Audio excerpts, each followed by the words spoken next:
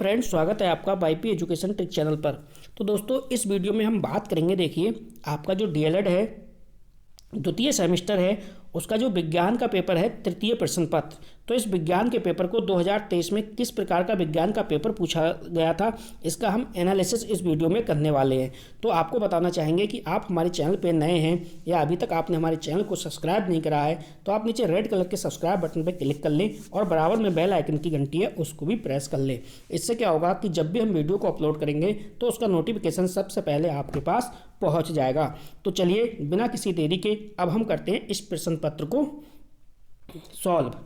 तो देखो, जो पहला इसमें क्वेश्चन पूछा गया था, बहुत ही बेहतरीन क्वेश्चन पूछा गया, बहुत ही सिंपल क्वेश्चन पूछा गया था कि भारत के पहले अंतरिक्ष यात्री थे। तो भारत के पहले अंतरिक्ष यात्री कौन थे? पहला ऑप्शन था आर्यभट्ट, दूसरा ऑप्शन है राकेश शर्मा, तीसरा है भास्कर और चौथा है सतीश धवन। तो आपको क्लियर करना था इसमें क्या ऑप्शन होगा। ये है इसमें राकेश शर्मा। चलिए, आज के लिए आपका मोटिवेशनल कोट है, हो चुका आगाज लड़का युग बदलने की तैयारी, जीत उसी की होगी जिसका है संघर्ष जारी। तो दोस्तों, आप देखिए, डीएलएड सेकेंड सेमेस्टर में है और चारों सेमेस्टर में जो डीएलएड आपका सेकेंड है ये सबसे कठिन है, सबसे कठिन है। तो 90% का आप टारगेट लेके चलिए डीएलएड सेकेंड सेमेस्टर में। और आपको एक बात बता दूं मैं, आपको सुबह उठते ही छोटे छोटे अपने टारगेट फिक्स करिए और पूरा दिन उन टारगेट को अचीव करने में लगा दीजिए। आपकी लाइफ जो है वो अपने आप ही ऑटोमेटिकली चेंज हो जाएगी। तो चलिए, अगला जो क्वेश्चन देखिए। अगला क्वेश्चन क्या है? पेट्रोल में होती है, तो पेट्रोल में क्या होती है? यांत्रिक ऊर्जा, विद्युत ऊर्जा, ध्वनि ऊर्जा या फिर रासायनिक ऊर्जा। तो पेट्रोल जो होता है, पेट्रोल में होती है रासायनिक ऊर्जा, यानी चौथा वाला ऑप्शन हमारा बिल्कुल सही है। अगला क्वेश्चन देखो, बिल्कुल हलवा क्वेश्चन पूछा है। तीसरा, ये बल का एसआई मात्रक क्या है? जूल है, न्यूटन है, वर्ग है या मीटर है? तो सबको पता है बल का जो एसआई मात्रक है वो क्या है? न्यूटन है। सेकंड वाला बिल्कुल सही है। अगला पूछा है एनिमल सेल से, यानी केवल जंतु कोशिका में पाया जाता है। तो केवल जंतु कोशिका में क्या पाया जाता है? माइटोकॉन्ड्रिया, सेंट्रियोल, केंद्रक या कोशिका द्रव। तो केवल जो जंतु कोशिका है उसमें क्या पाया जाता है? सेंट्रोसोम, यानी दूसरा वाला ऑप्शन है हमारा यहाँ पे सही हो जाएगा। अगला क्वेश्चन जो पांचवा क्वेश्चन है, ये बहुत ही सॉलिड क्वेश्चन पूछा गया है कि चूना पत्थर का रासायनिक सूत्र क्या है? तो क्या होगा? पहला ऑप्शन है Na2CO3, दूसरा ऑप्शन है CaOH का होल ट्वाइस और तीसरा ऑप्शन है CaCO3 का CaCO3, चौथा है CaO। तो यहाँ पे देखो, चूना पत्थर का जो रासायनिक सूत्र है ये हो जाएगा CaCO3। CaCO3 ये बिल्कुल करेक्ट आंसर है। ठीक है, अगला देखिए आपके लिए मोटिवेशनल जो कोट है वो है, शोर मत कर अभी गमों की रात है, धज्जियाँ उड़ा देंगे बस कुछ दिनों की बात है। तो आप अपनी तैयारी बेहतरीन करते रहिए, आपको इस बार पेपर की धज्जियाँ उड़ानी है। ठीक है, तो लगे रहिए, आप तैयारी करते रहिए मेहनत से।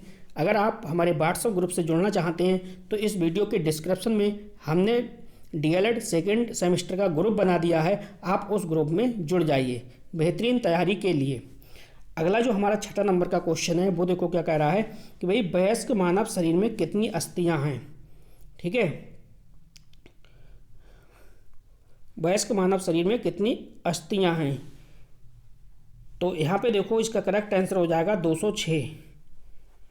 नेक्स्ट है, वसा में घुलनशील किन्हीं दो विटामिन के नाम बताओ। अब देखो, यहाँ पे जल में जो घुलनशील विटामिन होती है वो होती है BC, और जो आपका वसा में घुलनशील है ये होती है KEDA। ये क्या हो गया? कीड़ा। तो ये किसमें है? वसा में घुलनशील है। अगला क्या है? टीकाकरण क्या है? लिखिए। तो देखो, टीकाकरण क्या है, मैं आपको अपनी लैंग्वेज में समझाऊं तो टीकाकरण क्या होता है कि कोई भी बीमारी है, ठीक है, कोई भी बीमारी है, उस बीमारी के विरुद्ध प्रतिरोधक जो क्षमता है उत्पन्न करने के लिए जो दवा दी जाती है उसे हम क्या कहते हैं? टीकाकरण कहते हैं। जैसे मान लो कोविड-19 आया था और कोविड-19 से पहले आपको क्या दी जा रही थी? वैक्सीन दी जा रही थी। और वैक्सीन वो किस लिए दी जा रही थी? कि उस रोग से लड़ने के लिए आपकी बॉडी में रोग प्रतिरोधक जो क्षमता है वो बढ़ जाए। तो यही होगा। अगला क्वेश्चन देखो, अगला क्वेश्चन क्या है भाई, किन्हीं 2 कीटभक्षी पौधों के नाम लिखिए। कितना यार बिल्कुल बेहतरीन क्वेश्चन पूछा है ये। अगर ये किसी बच्चे का गलत हुआ होगा ना तो बहुत दुख वाली बात है। 2 कीटभक्षी पौधों के क्या नाम है? देखो, कीटभक्षी पौधे लिखने थे, आपका काम था 2 लिखने के लिए, और हैं बहुत सारे। देखो, ड्रोसेरा है, आप यहाँ पे ड्रोसेरा लिख देते। क्या है? ड्रोसेरा। आप यहाँ पे यूट्रिकुलेरिया भी लिख सकते थे, यूट्रिकुलेरिया, या फिर आप यहाँ पे नेफंथीज भी लिख सकते थे, या आप वीनस फ्लाई भी लिख सकते थे। तो ये सब, या फिर आप घटपर्ली भी लिख सकते थे, नेफंथीज घटपर्ली। तो यही तो है सब कुछ, यही है कीटभक्षी पौधा। कीटभक्षी पौधा कीटों का भक्षण, कीटभक्षी पौधा है ये इसलिए भक्षण करते हैं कि जो नाइट्रोजन होती है ना, नाइट्रोजन की कमी की पूर्ति के लिए ये करते हैं। अगला जो क्वेश्चन देखो हमारा, अगला क्वेश्चन है भाई, किसी तत्व के 2 समस्थानिक परमाणुओं में किसकी संख्या भिन्न होती है? तो किसकी संख्या भिन्न होती है? जैसे मैं चाहे एक हाइड्रोजन लेता हूँ, हाइड्रोजन बन कॉमा हाइड्रोजन बन 2, हाइड्रोजन बन 3, ठीक है, यानी प्रोटियस, ड्यूटेरियम और ट्राइटेरियम। तो इसमें आपको ये बताना था, ये तो एग्जाम्पल तो नहीं लिखना था, सीधे सीधे बताना था। अगर मैं इसमें इलेक्ट्रॉन और प्रोटॉन की बात करूँ तो ये तो बराबर होते हैं, लेकिन अगर मैं न्यूट्रॉन की बात करूँ ना तो न्यूट्रॉन की संख्या बराबर नहीं होती, न्यूट्रॉन की संख्या भिन्न होती है। जैसे अगर मैं इसकी बात करूँ तो इसमें न्यूट्रॉन की संख्या कितनी है? इसमें 1, और इसमें कितनी है? इसमें हो जाएगी 2। तो इस प्रकार से देखो, इसमें आपको ये लिखना था भाई, समस्थानिक में न्यूट्रॉनों की संख्या जो है वो भिन्न होती है। ये देखो, ये देखो कितना सस्ता सा, कितना अच्छा क्वेश्चन पूछा गया है भाई। चाल किसे कहते हैं, इसका मात्रक। मज़ा आ गया दोस्तों पेपर देख के। पेपर तो इतना सॉलिड आया है ना, आपके लिए भी ऐसा ही आएगा गजब का, टेंशन ना लें आप। देखो, चाल किसे कहते हैं, इसका मात्रक भी लिखिए। तो भैया चाल किसे कहते हैं? तो जाहिर सी बात है, एकांक क्षेत्रफल में चली गई दूरी को चाल कहते हैं। चाल किसे कहते हैं? एकांक क्षेत्रफल, एकांक समय में चली गई दूरी को क्या कहते हैं? चाल कहते हैं। और चाल का सूत्र क्या होता है? चाल बराबर दूरी बटे समय।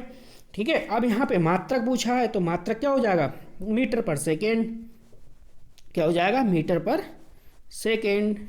तो कितने सस्ते सस्ते क्वेश्चन पूछ लिए दोस्तों। ऐसा नहीं है कि आप आओगे, आपका जब पेपर होगा डीएलएड सेकेंड सेमेस्टर का 2024 का, तो दोस्तों आपके लिए भी बिल्कुल सरल होगा।